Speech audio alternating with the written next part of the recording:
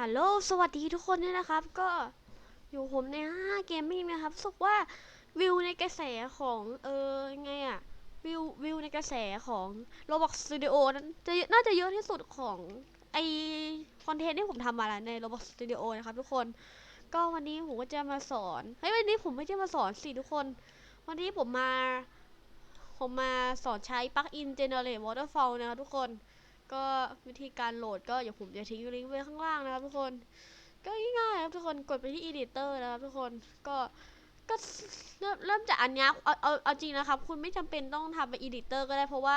ไอ้ waterfall นี่มันสามารถลอยได้เพราะถ้าผมพูดผิดอะไรผมก็ขอโทษนะทุกคนผมจะสร้างเป็นยังไงก่อนดีผมสร้างเป็น terrain ออกมาก่อนนะครับทุกคนสร้างออกมาก่อนโอเคพอผมสร้างอันนี้เสร็จใช่ไหมทุกคนมานี้เอาแบบนี้เลยกันทุกคนปื๊ดแล้วก็ปื๊ดให้มันขึ้นสูงๆเลยทุกคนโอเคประมาณนี้กันนะครับทุกคนก็ตกแต่งนิดนึงทุกคนโอเคก็ประมาณนี้นะครับต่อไปถ้าคุณพอคุณแบบว่าทำอะไรเสร็จแล้วนะครับทุกคนก็เอาปลั๊กอินออกมานะครับทุกคนแล้วคุณก็กดตรงหินตรงนี้นะครับ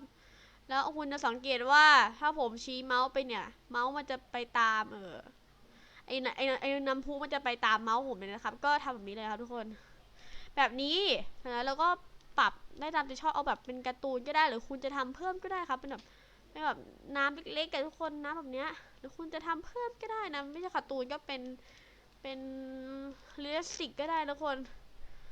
แบบเนี้ยทุกคนก็ง่ายๆนะทุกคนวอเตอร์ฟอลทุกคนถ้าคุณอยากตกแต่งหน่อยก็คุณอยากตกแต่งให้มันภาพสวยๆหน่อยคุณก็ทำเป็นแบบว่าอันนี้เป็นบ่อน้ำพุทุกคนเอา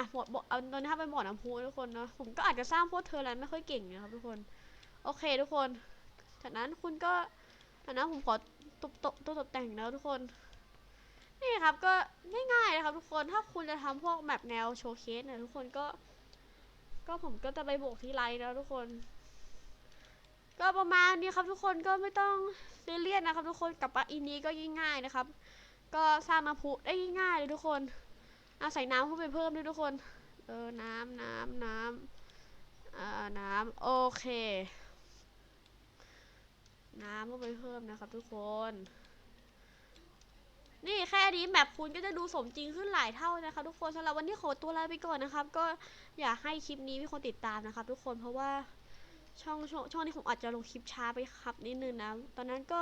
ทำได้ว่าผมไลฟ์สตรีม Identity ไปครั้งหนึ่งนะครับทุกคนก็ถ้าช้าหรืออะไรก็ผิดพลาดอะไรก็เม้นต์กันมาได้นะครับแต่อย่าเม้นด่านะสำหรับวันนี้ผมขอตัวลาไปก่อนนะครับบ๊ายบาย